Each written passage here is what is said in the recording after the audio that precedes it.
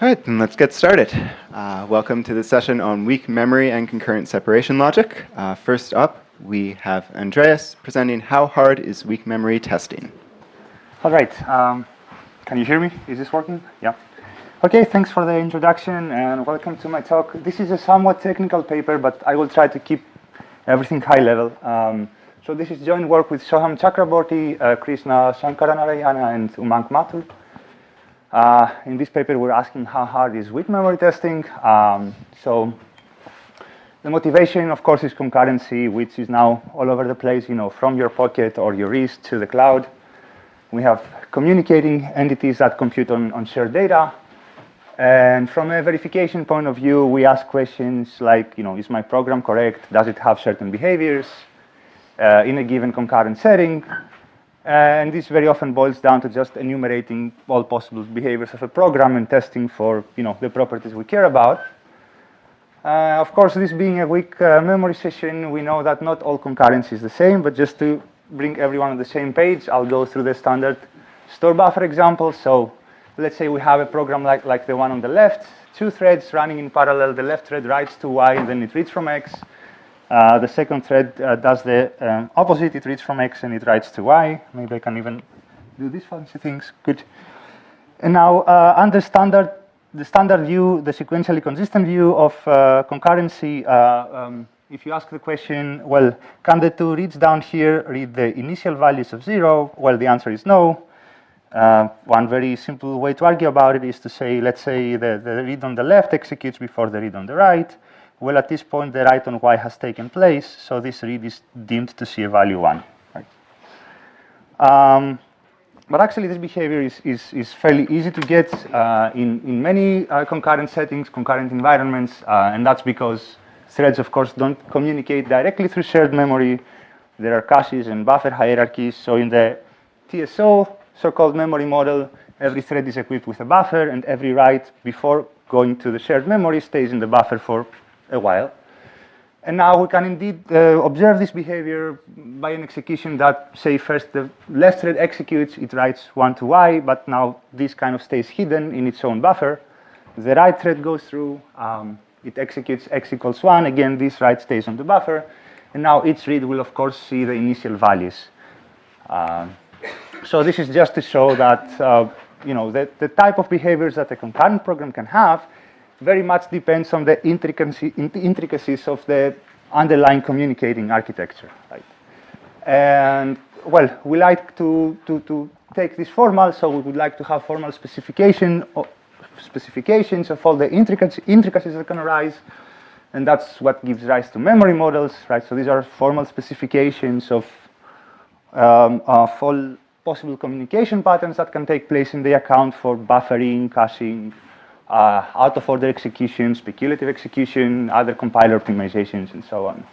And what you have in common in all these cases is that you have some sort of weak data consistency. So different processes in the system have a different view of the state of the system, in a sense.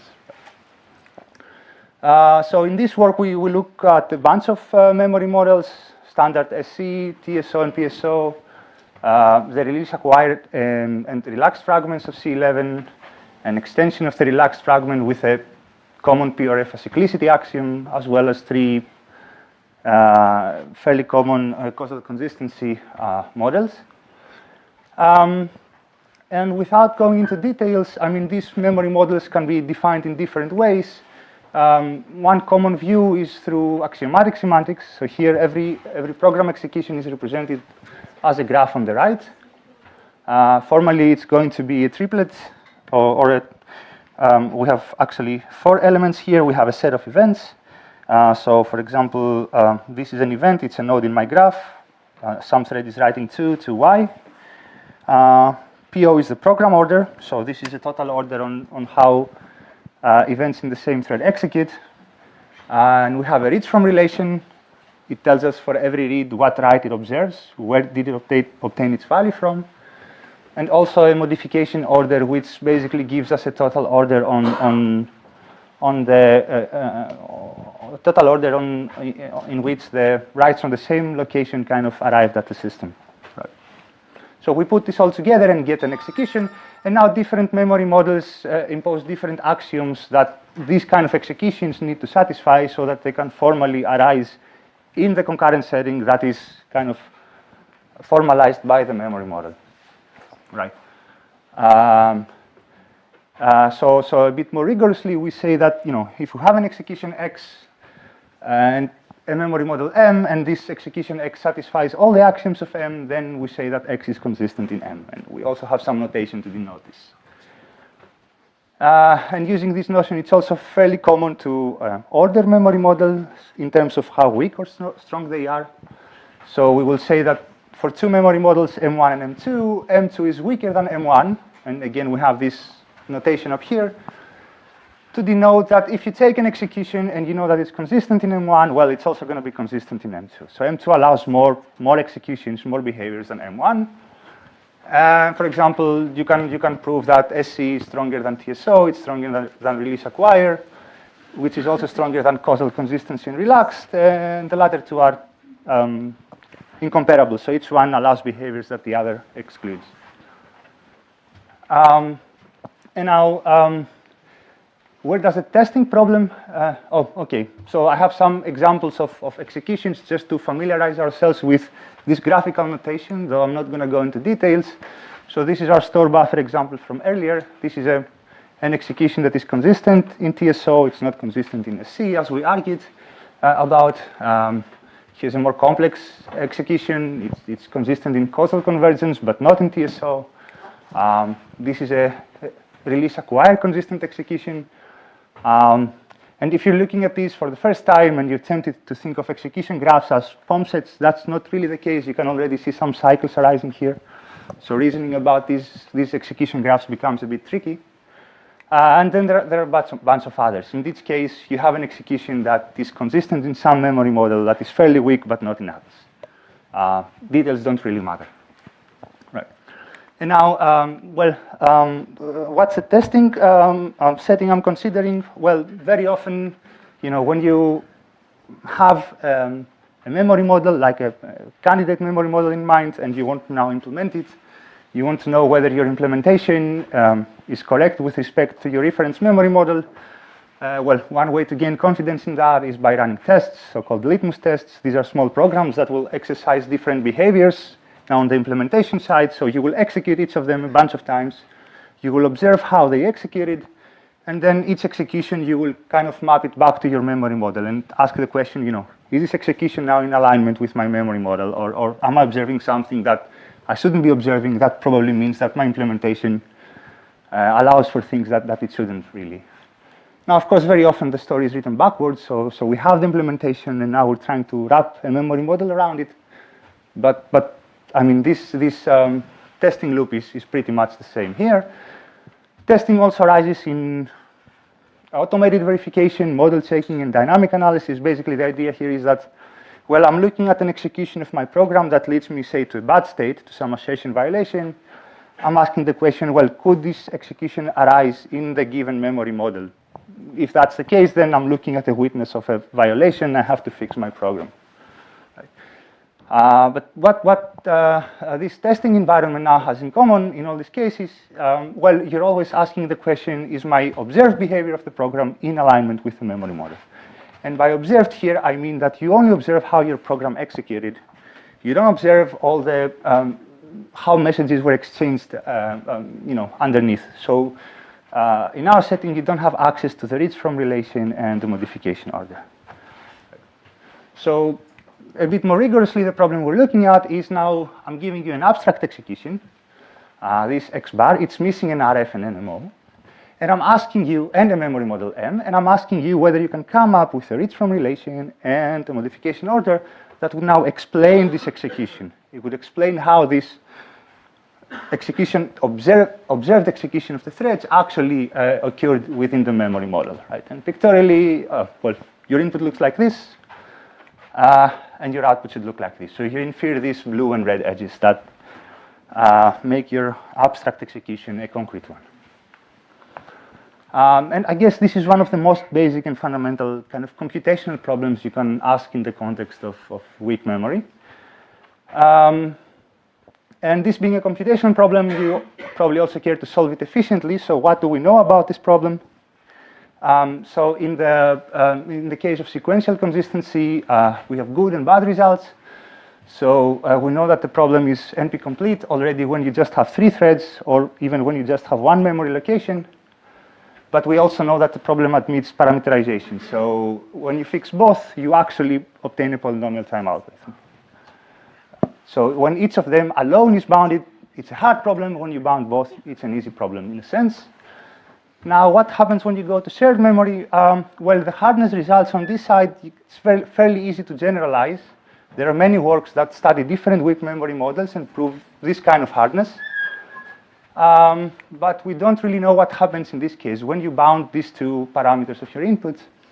And you might also try to extend techniques from SC down here, but actually you will soon fail. It's the standard way of proving this positive result up here doesn't seem to extend to most weak memory models. So this is the task we challenged ourselves with in this work, and we actually prove a surprising and deep hardness result that is fairly stronger than what was known before. In particular, testing is NP-hard in any of these memory models, and even for abstract executions where you have a bounded number of threads simultaneously with bounded number of memory locations and even values read and written by the threads. So if you've worked in this setting a bit, this is fairly surprising. It was quite surprising to us, and it took us some time to arrive at it. As I said, I won't go into many details. Just in high level, we prove this by reduction from a problem known as monotone 1 in 3 SAT. So here you're given a 3 SAT formula where every clause is positive, so you only have positive literals. But now the catch is that you can only turn every clause to true by turning only 1 literal to true, as opposed to at least 1, which is the standard SAT problem. The proof is fairly technical, and it seemed that we needed to have it technical, so we have very complex-looking gadgets like this one, and I mean, we have a bunch of these, and then we have to connect them in a certain way so that hardness arises in a provable way. I'm not going to go into details, but just to say that it's not a standard one-page proof of NP hardness. It's quite difficult. At least it was for us. Now, this difficulty also is kind of unpleasant because, I mean, we would like to have kind of proofs that are intuitive and maybe generalized to other models. And I wouldn't hope anyone to actually generalize this in any, easy or quick way. But fortunately, the results that we have are actually fairly stronger than what I stated 2 slides ago. In fact, for any memory model M, even the ones that you might invent tomorrow, if you can sandwich it between causal convergence on the one side and causal consistency on the other, or causal memory on one side and causal consistency on the other, then you're suffering an intractable testing problem. So instead of actually looking at the proofs and generalizing them, you might as well try to prove this kind of inclusion. Right? Now, that being said, for some memory models, bounding testing is actually in P, mostly by actually extending the techniques we have for SC. And if you care about the big picture, this is what we prove. So SC, TSO, PSO, and relaxed are all in P. But then these other memory models in here have intractable testing. And the thick arrows are these range results. So any memory model that falls on these arrows will also inherit the hardness. And I guess with this, I will conclude. And I'll be happy to take questions. Thank you.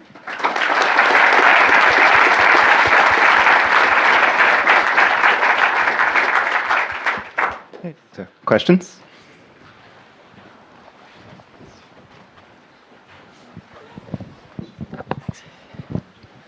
Hi, thanks for the talk. Very interesting. Was there anything that you ran into that was kind of common between all of these models in the NP hard slice that was just the real sticking point, like the thing that made this quite so difficult that you wish you could get rid of? Yeah, that's a very insightful question. So people who are familiar with this landscape will probably realize that all these models in the hard region are non-multi-copy atomic. And that might be something to investigate further. it's actually a question that one can make concrete and study, and it's planned for the future. I cannot make a comment, that non-multi-copy atomic models will all suffer this right now. But it's a very appealing to kind of go after such a statement. Thanks. Any other questions? Hi, this is very interesting. I was just curious, what are the implications of these results for things like, litmus tests and things like that, if you want to test them? Well, this tells you that, you probably should turn into heuristics, or at least have some further semantic bounding that is not just based on number of threads and number of memory locations like you normally have for SC. So you have to think a bit more and maybe get some application-specific information in mind when you design algorithms for testing. Can the number of concurrent writes can be a parameter to the same address? Yeah, concurrent in terms of PRF, you mean?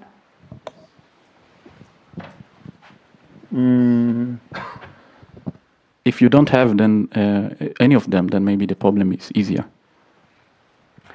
No, the thing is that here we have a bound. Well, at least, if you have none of them, then probably the problem is easier. Maybe there is some also robustness answer there, but just by bounding them, you won't get anything because we have a bounded number of threads anyway.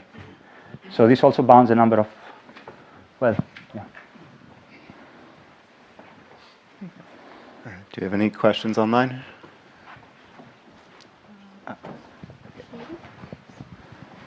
So you briefly flashed this very impressive gadget.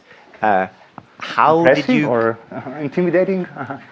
How do you come up with those? Do you have to scratch your head, or can you somehow compile to something and then compose? Unfortunately, this was a lot by trial and error, and from my. I'd like to add that I had nightmares. I'm sure the ACM can afford counseling for that. And there were a few failed attempts before that. In a way, this was also my journey of understanding weak memory. So, I arrived at this. Now, do I understand it? Better than before. Oh, there's an online question, if that's okay. A naive question. The interesting examples that let us find bugs and stuff, what number of threads and locations do they actually use in practice? Is it important to scale up to k equals 15, 100, 3? Yeah, that's very interesting. I think many of the litmus tests actually have a small number of threads, and here we did not really want to come up with the smallest number of threads that we would see hardness in. I think that's a very difficult question, but we do use something like 25 threads and 30 memory locations. So, I don't know whether hardness persists, say, with 5 threads. I also don't want to think about it anymore.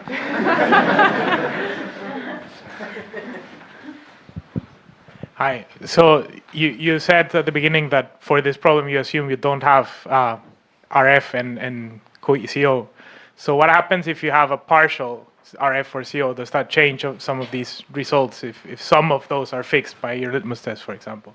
Well, if it's only partial, then I guess it depends on how partial it is. But what we do know is that if you have a full RF, that's also a very relevant setting, then actually this is the complexity landscape, and it's quite intriguing to look at. So this is the so-called read-from testing, where your RF is part of your input. And here, actually, all the hard models have a very easy RF testing case. The situation is completely reversed because, all the models that have actually hard testing in the general case, easy testing in the general case, which is NP, have actually an NP hard testing for the RF case. So this is also worth investigating even further. Now, the sharp-eyed crowd will also see that this separating line is actually separating models that are multi-copy atomic from those that are not. So one should study this further. One last question? Yeah. Start getting set up.